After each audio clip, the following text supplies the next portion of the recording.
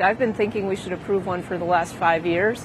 So the logic for why we haven't has always mystified me. The court case obviously is an important factor in the landscape, but I can't guess as to my colleagues' approach to this topic. 지난 5년 동안 비트코인 현물 ETF는 승인돼야 한다고 말하며 현 SEC 위원장 게리 갠슬러가 왜 비트코인 현물 ETF를 승인하지 않는지 도무지 이해할 수 없다고 이야기하고 있는 해당 인물은 현재 미국 SEC의 서열 2인자 헤스터 피어스 위원입니다. 비트코인 현물 ETF에 대한 크립토 시장의 기대감은 그 어느 때보다 뜨거운 상태인데요. 게리 갠슬러와 함께 직접 비트코인 현물 ETF 승인을 검토하고 최종 승인을 결정할 인물 중 한 사람인 헤스터 피어스의 비트코인 현물 ETF에 대한 생각과 전반적인 크립토 시장의 규제에 대한 디테일한 인사이트에 대해서 들어보도록 하겠습니다. Good morning to you.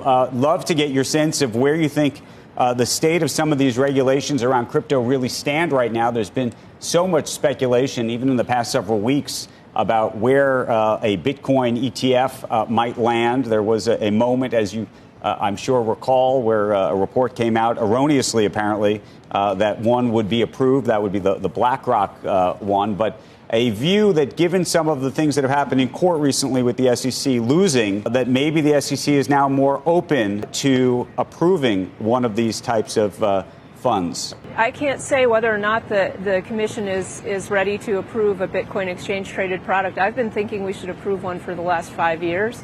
So the logic for why we haven't has always mystified me. The court case obviously is an important factor in the landscape, but I can't guess as to my colleagues' approach to this topic. But the reason I ask is there's a sort of a speculative fever taking place throughout Wall Street and other parts of the crypto world that believe that given those court results or those losses, if you will, or specifically that one loss, that it would change the thinking of the other commissioners at the SEC. You spend time with them, you talk to them. Do you see any shift in terms of that type of thinking, just even generally speaking?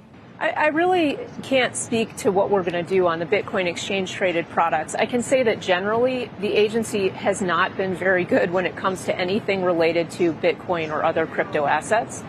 And look, I hope that every day I hope that they'll wake up and they'll think, you know what, we need to take a more productive approach. That hasn't happened yet, but I'm, of course, hoping that it will.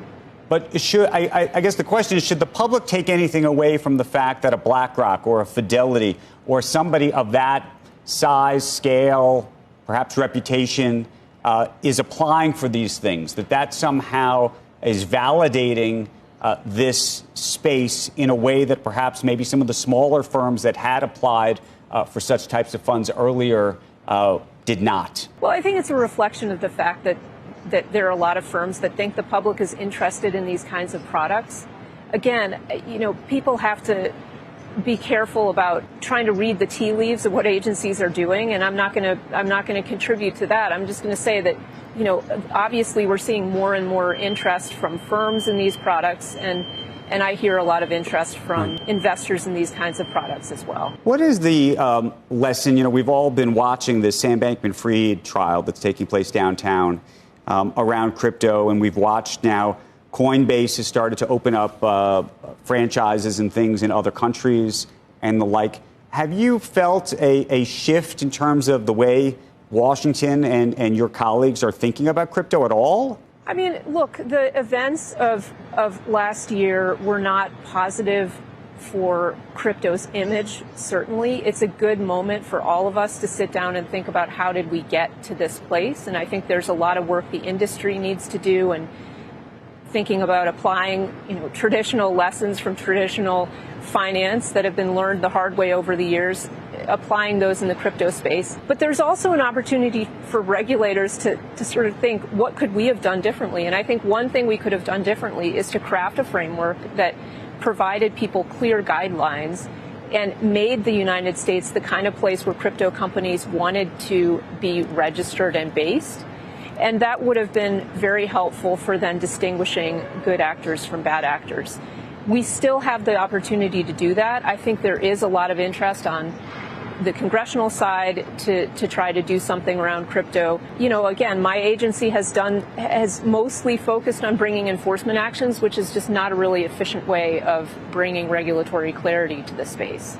Do you have any sense that real legislation is going to be made? I mean, we've had a number of lawmakers come on the program, talk about legislation, this and that, but here we have a situation the House doesn't even have a speaker.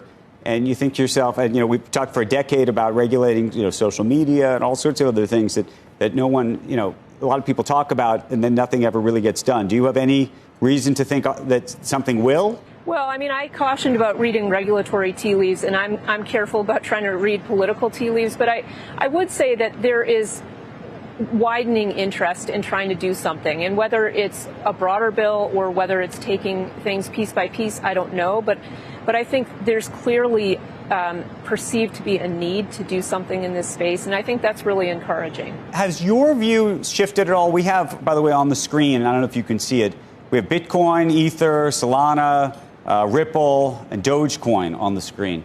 I think there's been some shift in thought around what cryptocurrency really is, which ones matter. Have you sort of changed or shifted your views around that? Do you say to yourself, Bitcoin is one thing and that's in its own special camp, and maybe Ether's in another, and maybe these others are something else entirely? Well, I think different crypto assets have been developed and different blockchains have been developed for different purposes, and that's something that people are doing a lot of experimentation with. So it's been interesting to me as a regulator, not a technologist, just to watch that experimentation, to watch different uses for the different blockchains emerge. And, look, the market is going to ultimately decide whether any or all of these stay around, and we'll see how that develops. It'll be fun to watch, but there are different uses for the different blockchains. But do you think some of them are just pure speculation? And if they are, do you think that they should be regulated? Meaning, part of the issue has been that I think there's been some real great skepticism inside the SEC and elsewhere that some of these things may be real, but others may not be at all. And if they are not at all, maybe there's no reason to be even trying to regulate them, because by regulating them, to some degree, you're endorsing what it is. Well, look, I think people speculate about lots of different things, and especially in low interest rate environments, people speculate about lots of things. It's not my job as a regulator to tell people what they can and can't purchase and what they can and can't speculate about, right?